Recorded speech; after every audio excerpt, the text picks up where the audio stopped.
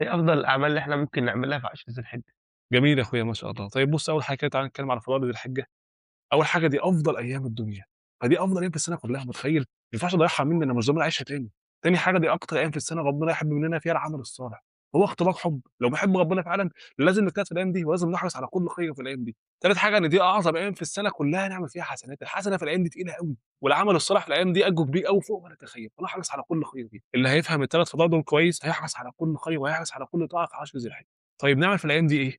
أول حاجة نحرص عليها هي التوبة، نحاول نبدأ كل يوم من الأيام دي إن إحنا نصلي ركعتين توبة. ونقعد بعديهم نقعد نستغفر ربنا 100 مرة، وأهم حاجة إن إحنا نكون صادقين في قلوبنا في التوبة والرجوع إلى الله. طيب ليه نبدأ بالتوبة؟ لأن أصلًا الذنوب هي سبب الحرمان، يعني قال الله تعالى: "وما أصابكم من مصيبة فبما كسبت أيديكم ويعفو عن كثير." فأعظم مصيبة في الأيام دي إن أنا أعيشها وأخسرها وما أطلعش منها فايز، فعشان كده يُفضّل نبدأ بالتوبة. طيب تاني حاجة نحرص على الحاجات اللي ربنا فرضها علينا، وأهم حاجة هي الصلاة، 5 صلوات في وقتها في المسجد ده أحب عمل إلى الله، ودي أكتر حاجة نتقرب بيها إلى الله، فنحرص على الفروض والحاجات اللي ربنا فرضها علينا. تالت حاجة نحرص عليها هو ذكر الله بشكل هستيري، يعني الرسول صلى الله عليه وسلم في حديث قال: "سبق المفردون."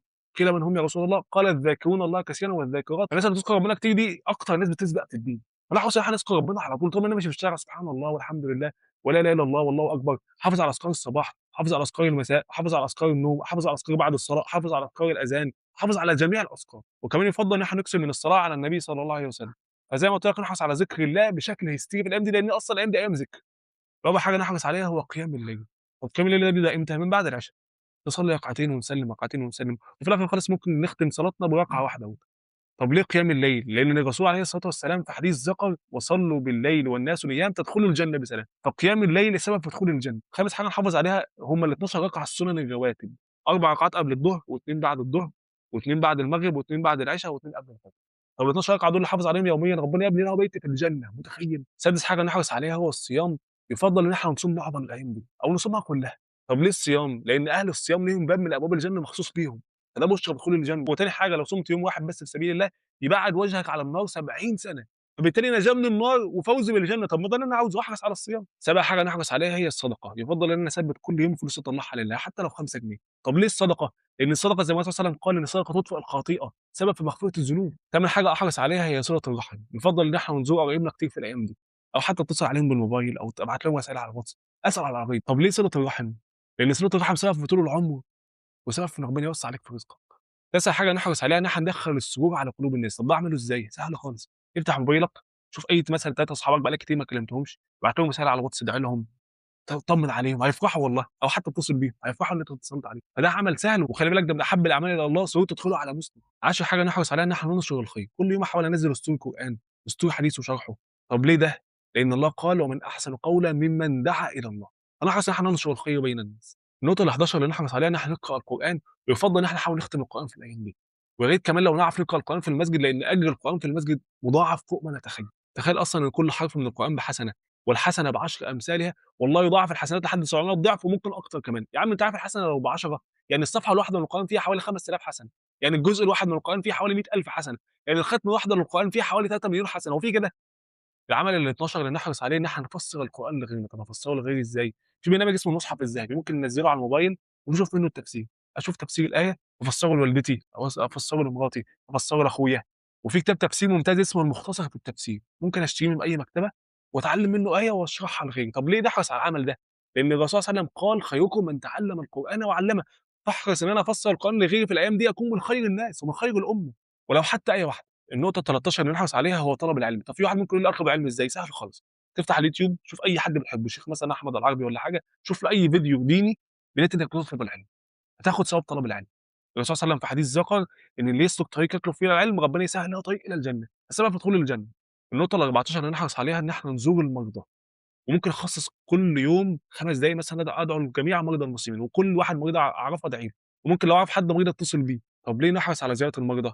لأن الرسول صلى الله عليه وسلم في حديث ذكر: "من عاد مريض لم يزل في خوفة الجنة." فالصحابة قالوا إيه خوفة الجنة دي؟ قال: "جناها." يعني كأنه في الجنة وعمّال يجني من ثمار الجنة، يعني بُشرى بدخول الجنة وبُشرى بالثواب العظيم. النقطة ال15 اللي ممكن أحرص عليها هي بِرّ الوالدين، وخلي بالك ده تاني أحب عمل إلى الله. ممكن مثلًا أخصص في يومي 10 دقايق أدعي لأبويا وأمي، واحرص إن أنا أطيعهم وأريحهم وأعمل لهم اللي هم عاوزينه. طب لو ميتين أدعي لهم كتير.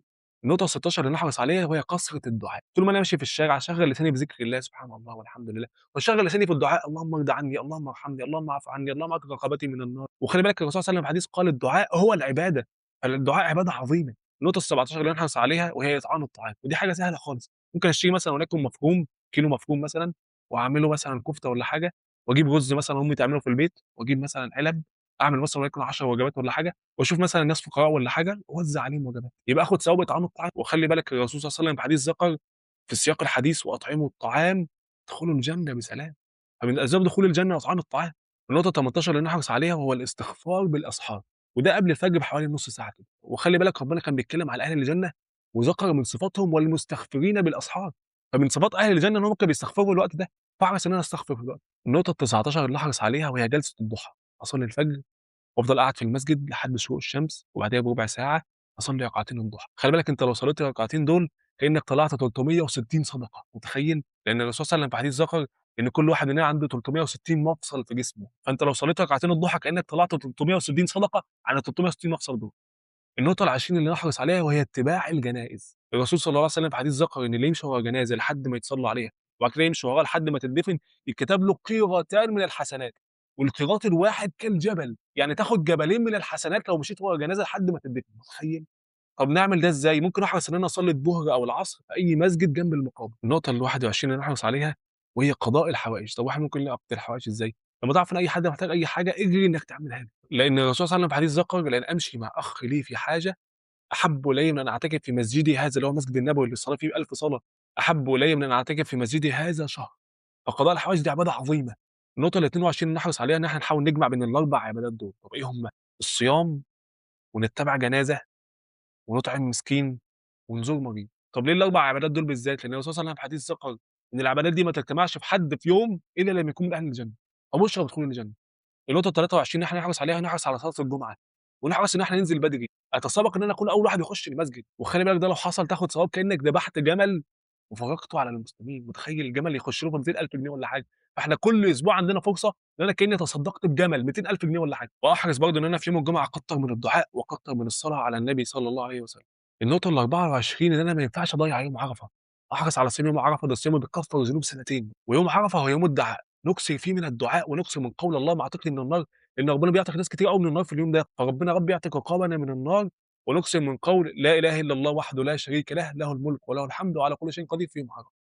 النقطة ال25 اللي إحنا نحرص عليها إن إحنا نحاول نشارك في أضحية، طب في واحد ممكن يقول لي يا عم الأضحية في مصر غالية ومش معايا فلوس، ممكن نحاول نشارك في مؤسسات في أفريقيا، زي مؤسسة أبو بكر الصديق في تنزانيا، الأسعار فيها بتبقى قليلة وسهل إن نشترك معاهم بإذن الله. النقطة 26 ودي آخر حاجة معانا، نحرص إن إحنا نصلي صلاة العيد، ونفرح في العيد، ونكثر من ذكر الله في العيد، لأن أيام العيد هي أيام أكل وشرب وأيام ذكر لله. ونحرص إن إحنا نصلي في المساجد في أيام العيد، لأن للأسف المساجد بتبقى فاضية، فدي مواطن غفلة، الأجر فيها مضاعف، فنحرص على طاعة الله. وخلّي بالك إن معظم العبادات اللي أنا قُلت لك عليها دي تعرف تعمل معظمها كل يوم، فنحرص على هذا الخير. ربنا يا رب يعيننا على ذكره وشكره وحسن